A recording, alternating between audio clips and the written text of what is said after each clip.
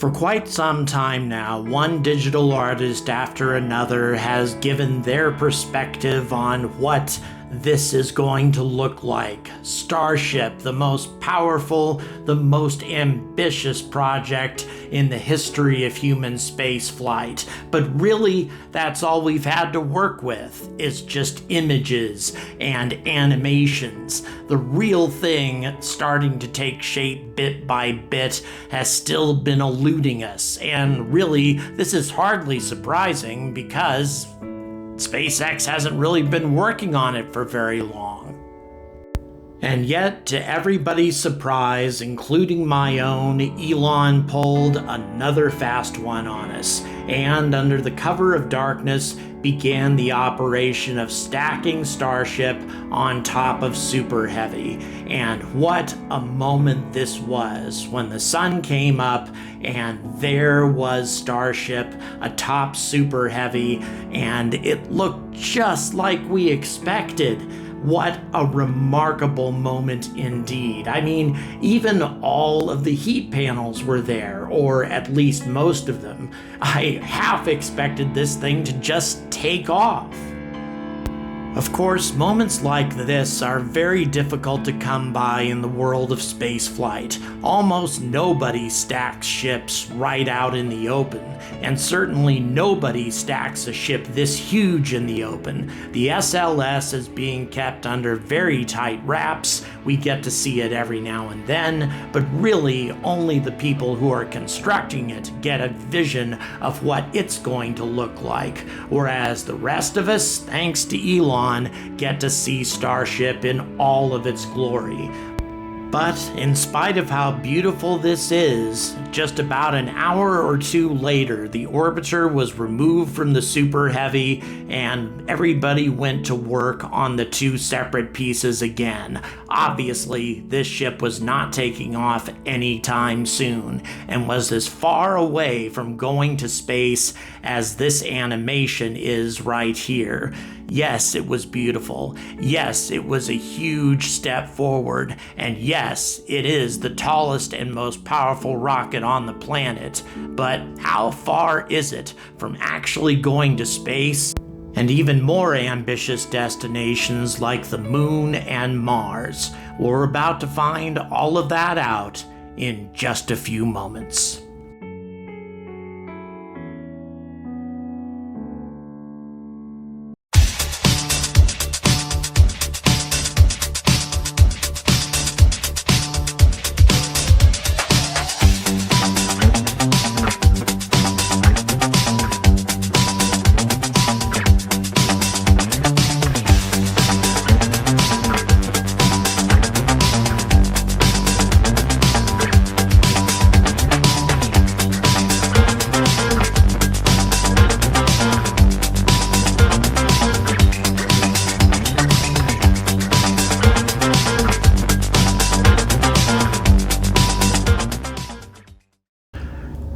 Good afternoon, and welcome to another episode of The Angry Astronaut.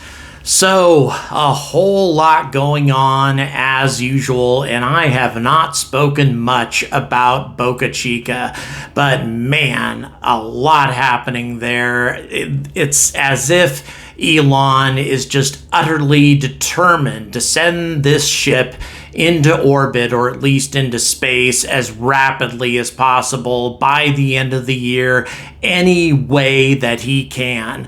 I mean, he doesn't even have approval at all from the FAA to fly this thing. No environmental studies completed. There's no guarantee that he is going to be able to fly this thing.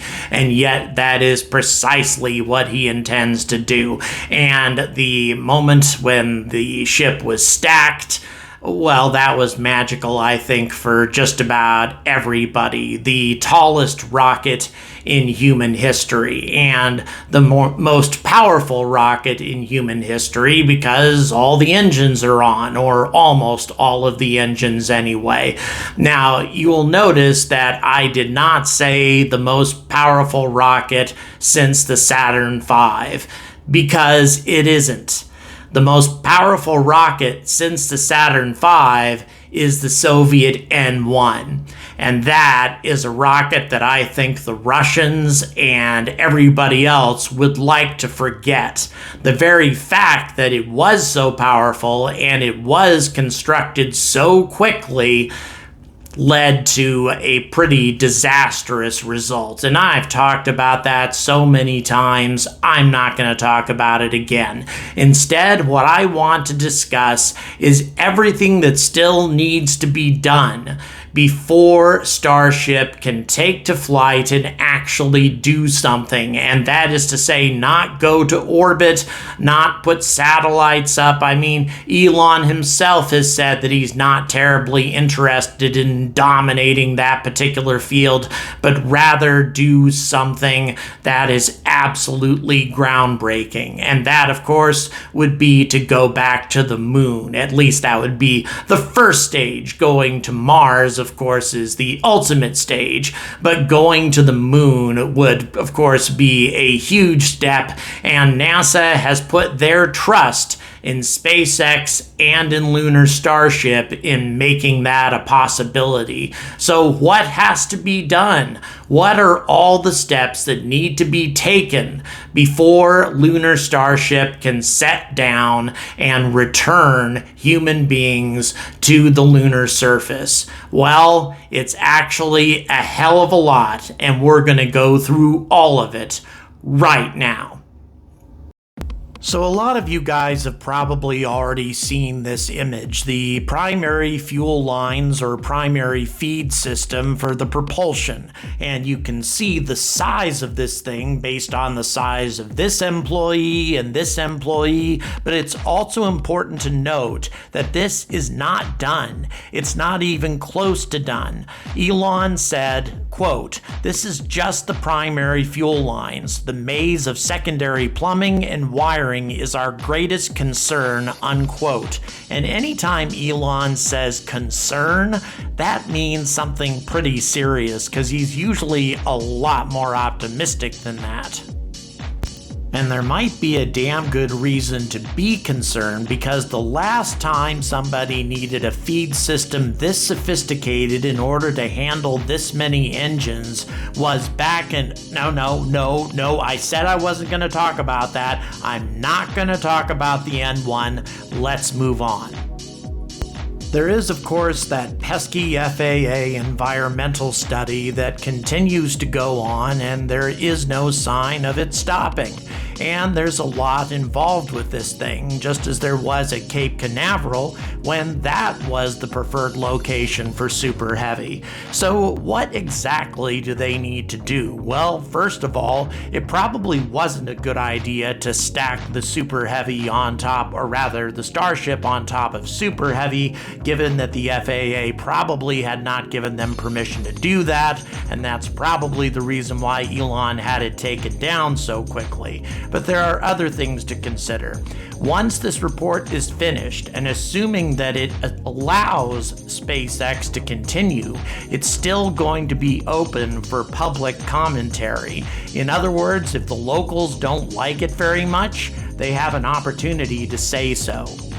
So essentially, SpaceX is going to have to convince the local population that what happened in Kazakhstan, that is to say, a whole carpet of dead animals for square miles around, on top of shattered windows as far away as 25 kilometers, is not going to be repeated with this particular rocket.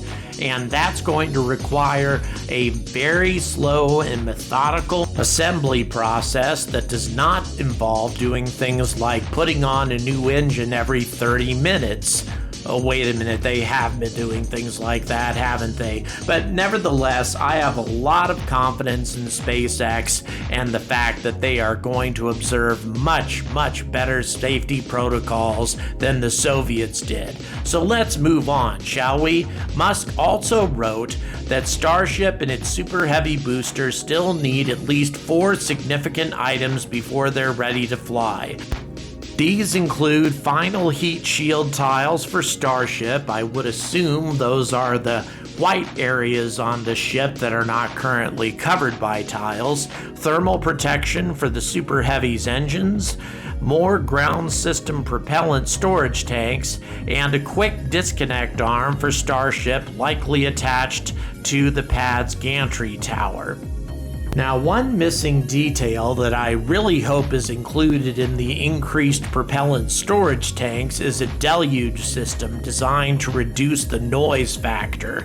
If it isn't, then there are serious problems with this design. On September 19, 2019, the final environmental assessment for the SpaceX Starship and Super Heavy Launch Vehicle at Kennedy Space Center was released. It was determined that if you had a decent deluge system, you could suppress the sound of the water, or rather the sound of the engines, down to under 100 decibels, easily within safety margins. However, if you don't have a system like this, there were occasions on record when the Saturn V exceeded 200 decibels at the launch pad. And keep in mind, the Super Heavy is far more powerful than the Saturn V. I'm not saying that it's going to generate this kind of sound, but I think that a deluge system, and a pretty good one, needs to be part of this overall design, no matter what it costs. Okay, let's say these problems are rectified. The FAA is satisfied with the situation, and the Starship is regarded as being completely safe and not a danger to the environment. What's it gonna do? Well, the Starship has just enough fuel to reach low Earth orbit with 100 metric tons worth of cargo. Once it reaches that altitude, it needs another Starship, a tanker Starship so to speak, to refuel it with the 100 tons that it's capable of carrying, and then it needs another cargo ship to be sent up after that. This process needs to be repeated at least 10 times or so if you want to get all the way to the moon and all the way back. Now, I think some of you have probably heard Elon say something about 5 refuelings being necessary for Mars. Why is it twice as bad for the moon? Well, it's because Mars contains the necessary materials to manufacture fuel for the Starship. It contains carbon, which can be used through the Sabatier method to create methane. You can also separate water from the abundant water ice that exists on Mars in order to create Methalox fuel in great quantities. So everything you need to go back to Mars is already there. So really, you only need enough refuelings to get you to the planet and not get you back. Hence, only 5 refuelings as opposed to 10. Therefore, it's going to require a significant cadence of refueling missions in order to get the Starship all the way to cislunar space, rendezvous with the Lunar Gateway, pick up the astronauts, land on the moon, take off, rendezvous with the Lunar Gateway again, and then return to low Earth orbit in order to get more fuel so the Starship can be reused. This is a very complicated process. Not very efficient at all. Nevertheless, this is what we've got to work with now that the Starship has been chosen, for very good reasons, because it was the least expensive alternative. Plus, the Starship is capable of carrying 100 tons worth of cargo, which is far more than the competitors it had. So even though what happened recently was incredibly impressive, there's still a lot of boxes to check off. They need more heat tiles for this thing. They also need thermal protection for the Super Heavy's engines, more ground system propellant storage tanks, a quick disconnect arm for the Starship on the gantry tower, also probably, in fact almost definitely, a deluge system. They also need to pass the FAA test, and then after they've passed it, they need to convince the locals that this is the best future for their community. All of these things are very, very tall orders, and then, and only then, can they begin the process of refueling Starship 10 times in order to successfully land on the moon. Yes, SpaceX has a hell of a lot of tasks in front of them, but I have every confidence that a company like SpaceX can pull it off. Ooh, almost forgot one more detail. Since the lunar Starship does not require heat tiles, since it's not going to be passing through any atmosphere, why are heat tiles required for it? Well, they aren't, but it does require heat tiles for the tankers that are going to be refueling the lunar Starship, and those could amount anywhere from 5 to 10, depending on how quickly you can reuse them. So when it comes right down to it, lunar Starship, ironically, is actually more complicated than going to Mars. Who would have thunk it? But when it comes right down to it, Elon won the bid, and now he needs to make it happen. And I have every confidence that if there's a guy who can do it, it's him. Now, as you may recall, I recently made a video, a very controversial video, about the possibility that SpaceX might be running low on funds, at least the Starship program. And so this is why Elon has been moving so quickly, because originally he was talking about testing Super Heavy with 2 engines, 4 engines, 6 engines, not 32 engines, and he even made a laughing remark that that's a lot of engines, as if that very notion is absurd. And now that is precisely what it appears is going to be happening very soon. 32 engines. And so I suggested that the reason that they may be moving so quickly is because the funding for Starship may be running out. But I've been thinking some more about this, and there may be another reason. And the reason is now mankind needs to get to the moon, and lunar Starship is one of the most important parts of that project. I mean, SLS, well, that whole thing has been in the works now for years and years and years. It is almost fully stacked. It's gone through its green run, and the Orion is fully human certified. I mean, that rocket, at least in my opinion, is almost ready to go. It will launch by the end of this year or by the very beginning of next year. If it doesn't, I am going to be one angry astronaut, let me tell you.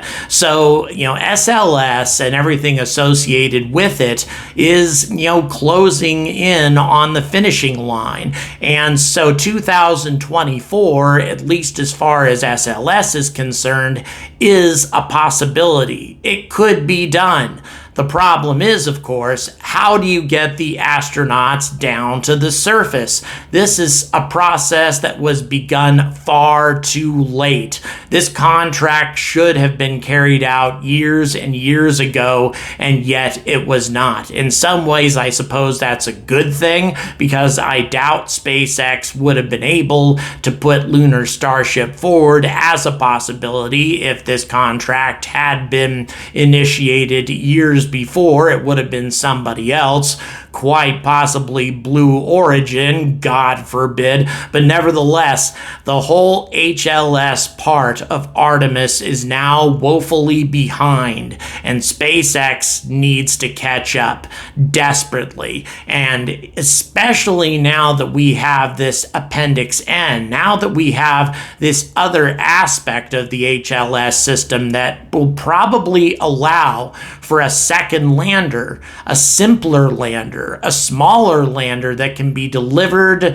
to cislunar space by existing rockets, it's entirely possible that that lander may be able to get to the lunar surface before lunar Starship can. And so then it won't be Starship returning mankind to the moon, but rather something else, possibly Jeff Bezos doing it, which in my opinion would be a nightmare. Not necessarily because I dislike the guy, but because I think that it's just an extremely dangerous lander that would put our astronauts at risk. So Starship has to win this race. Starship has to be ready. We can't be in a situation where the SLS is waiting on SpaceX. That would be unacceptable and a very strange reversal of circumstances, but it might very well happen just because of how many years Boeing has been working on this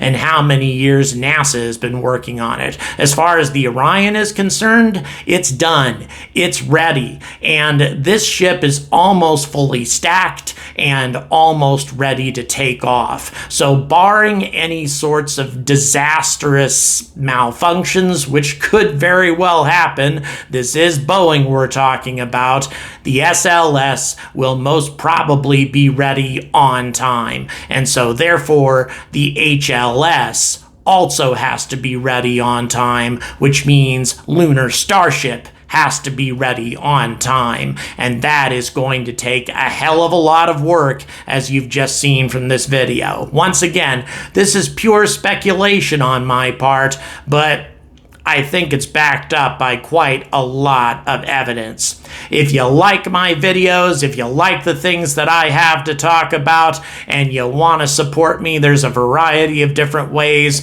all listed in the description, or you can just subscribe. And by the way, there is going to be a sweepstakes coming up, the first ever Angry Astronaut sweepstakes that's going to involve over $200 worth of my merchandise, and also perhaps a couple of surprises as well. And this will be made available to all of my subscribers and also to my Patreon supporters. And you'll get more information on this in my next episode. So until what we see right now, what we just witnessed, which was little more than an empty booster on top of an empty Starship definitely with engines attached, but with still a lot more work to do until this matures into the most advanced and amazing vessel in the history of the human race. I urge all of you to stay angry about space.